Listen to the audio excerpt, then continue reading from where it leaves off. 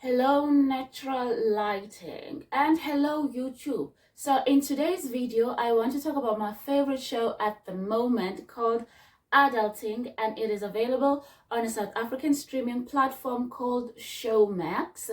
Okay, before I get into why I love this show, I think I should provide a breakdown of what the show is about and why I love it so much. So of course the show is called Adulting, and it follows the lives of these four male best friends. They are like in their 30s, early 30s, like 30, 32, as they maneuver life, love, relationships, and money. Money is important on the show. So basically, as the name of the show says, the show is about adulting. A lot of the themes in the show actually, just from my understanding, don't only affect men. Even though the show is told through the male gaze, they also affect women as well. Can really pretty much apply to anybody who is just busy adulting, you know. And speaking of the male gaze, this show is told through the male gaze. I mentioned that there is nudity, there's bums, there's boobs, there's beautiful women, and it will zoom in on that woman's assets, you know. Adulting follows these four guys. Their names are Bonga. He's sort of like the main of this group because he's the one with the most money. And look at any group dynamics, you will realize the one with the most money usually is the one who calls the shots. So Bonga is like a player entrepreneur with daddy issues. Next we have Mpho. Mpho is married, got a wife and twin boys.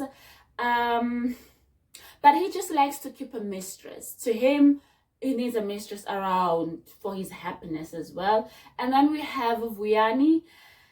Vuyani is gorgeous, and this beauty attracts older women for him. But it's not entirely a problem because then these older women pay him to sleep with him, pay him so that he sleeps with them.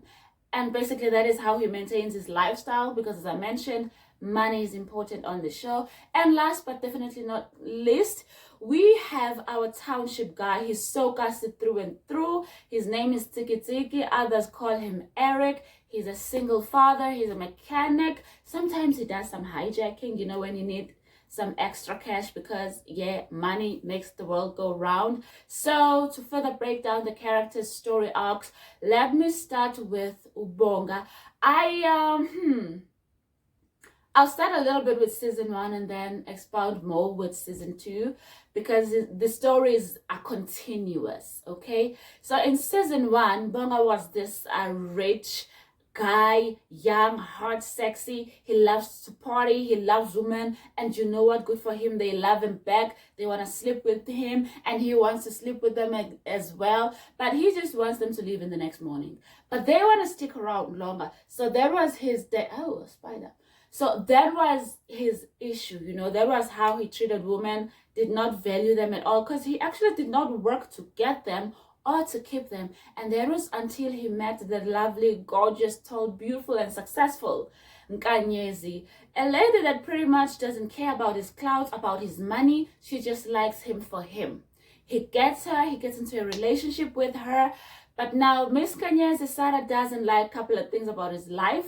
He doesn't like a couple of things about his friends. And you know there is a little bit of tension as he is also trying to see how he fits in Kanye's life. Unfortunately, by the end of season 1, eventually they break up. Now, Bonga also had daddy issues. He does not like the type of father his father was. It seems like his father was sort of a part-time parent. He was here, then he was not. And that affected Bonga growing up. We see a little bit of his father in season 1. We see the tension between the two of them. And then his father goes on his merry way again. Now, fast forward to season 2. When season 2 starts, it's like a couple of months later. Not an entire year, but almost. And Bonga seems like nothing has changed. He is partying more than usual. He is just changing the woman like he was before. And the women are still trying to stick around in his life. Business is still good. Friendship with the boys is still good. You know, it literally looks like how season 1 started until his father pulls up. Shows up in his front door What's up, Daddy? Daddy is sick. He got prostate cancer.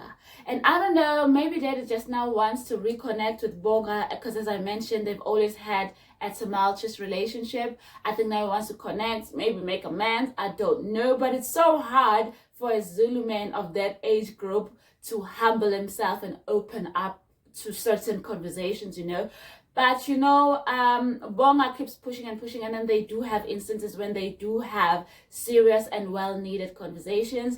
At the same time, Bonga is stressed out of his skull because, you know what, even though he does not like the type of father this man was, it's still his father and he still loves him, and he is scared shitless.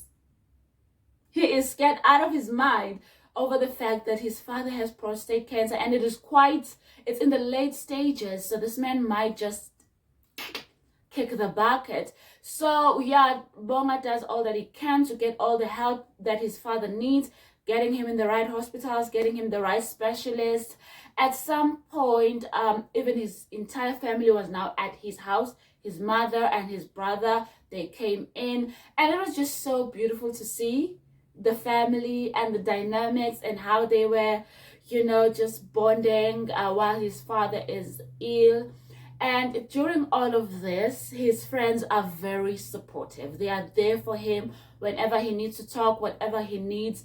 They are super there for him. But somehow it kind of felt like it's not enough, you know, he needs somebody else.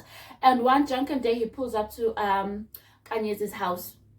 And she handled the whole thing like a queen. She handled the whole thing so well. She just listened to him, to what he had to say. And after that incident, she became a friend to him up until the point his father passed on, sadly. She even showed up at his father's funeral. And then at the funeral, we all get a bomb from her.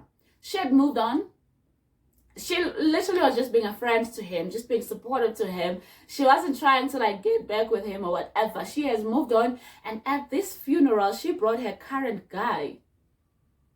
Current guy, are you okay? Attending your girlfriend's ex-boyfriend's father's funeral? I don't get it.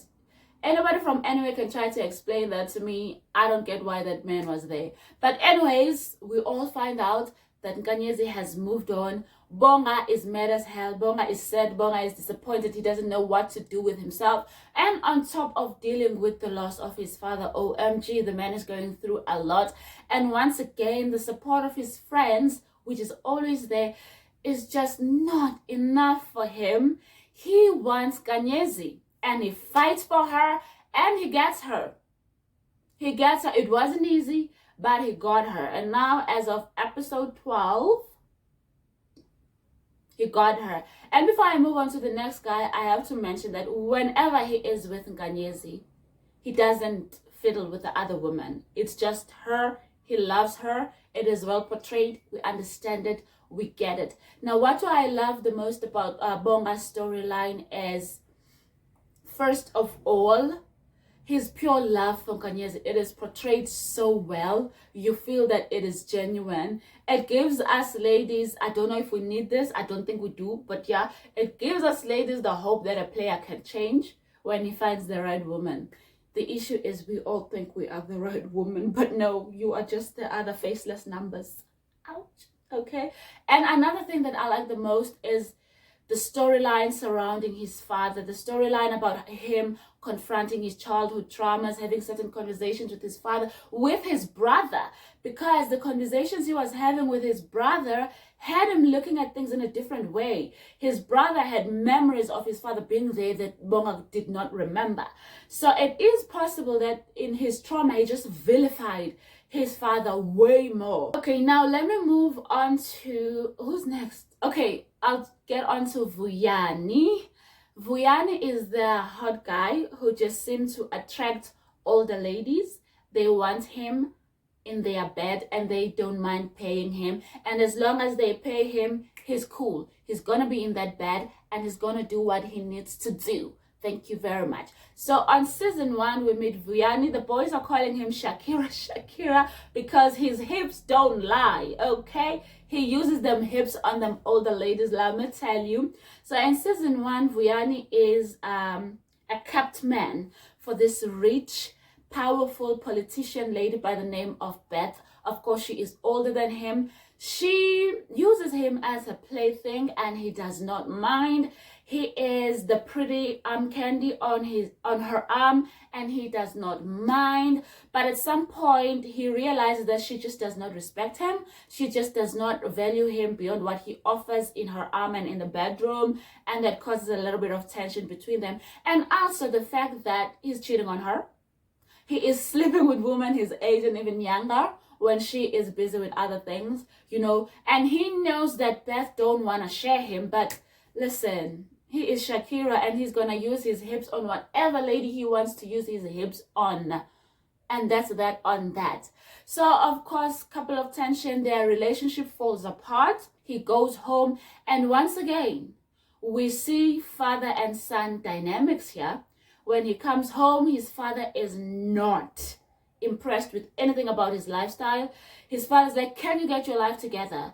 Can you stop messing with these older ladies? Is that all you want to do with your life? Like, do better. And you know, Vuyani is acting like the victim, like he doesn't see what his father means. He doesn't get where his father's coming from. Like his father just doesn't understand. His father's a stick in the mud and whatnot.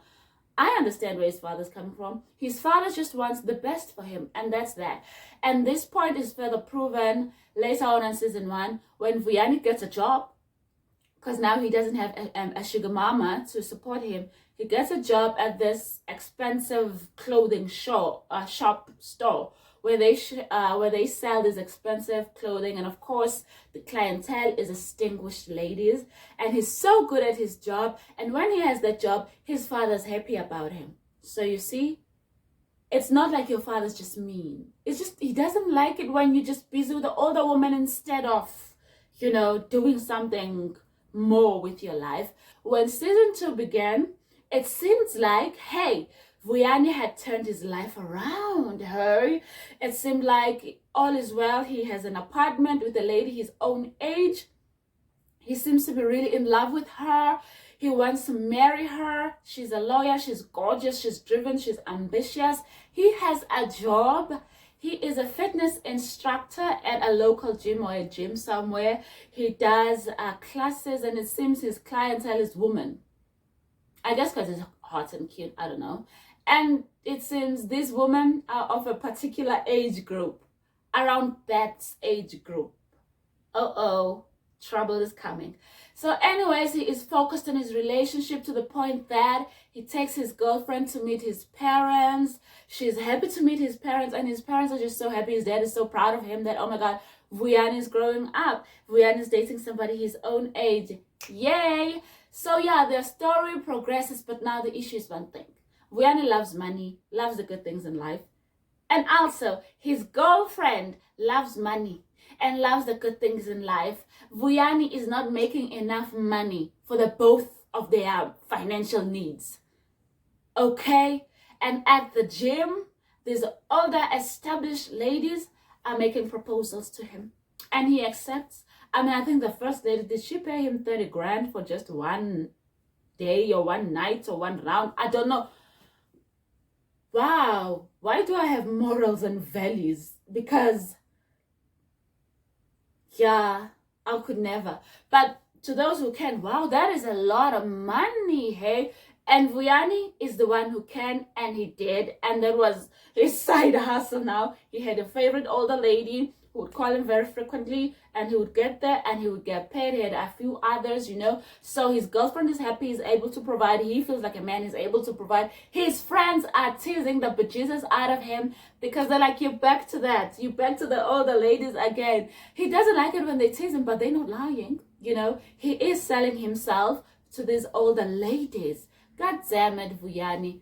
Bob hits the fan when the husband of his favorite lady finds out, shows up to his workplace, and absolutely humiliates him on camera. She makes him hump a ball. See, he's like, no, English. He makes Vuyani hump a ball, recording him. And it's like, show me what you do to my wife. The video is put on social media. Everybody knows. He loses his job. He loses his girlfriend. His girlfriend's name was on the list. He has nowhere to stay. He has to go back home, and once again, his father is not happy. His father is not impressed. He quickly leaves, goes to stay over at Bonga's house. Vuyani decided, let me go back to my beginning. Takes a bag, he heads over to Beth's house. So as of now, episode 12, Vuyani is back at Beth's house. He's fully moved in. Does he really love Beth? I am not sure. You know, he says he does. I don't know if he's just making himself believe that to make what he does with Beth more palatable. Because Beth gets some crazy, weird sexual demands, okay? The lady is kinky. So anyways, what could we learn from Vuyani's story? I think the first thing I take away from Vuyani's story is that it's hard being a late bloomer-ish, man. And I use that because I can't find another term. It's like it's hard when you are the one who figures yourself out later on in life. I think out of the 4 guys, he's the one who just lacks direction, you know. And number 2, it's hard when you find your value externally. He wants validation from his father so bad, okay? Like, my guy, do some self-work, validate yourself. I mean, when he was in season 1, when he was working at that shop, he was so good at his job. He has amazing people skills, but it seems like he don't see it. He doesn't recognize it. So he needs to get to that point and just find the right direction where his people skills can be of far more benefits to him and does not include charming ladies. This is where I'm going to end part 1 of me gushing over this show. Because once again, I just thought the video was way too long. My recording was almost an hour. Damn, and I knew I wouldn't be able to compress it that much because I'm happy with the show and I can't minimize my happiness. So yeah, this is the end of part 1. Bye.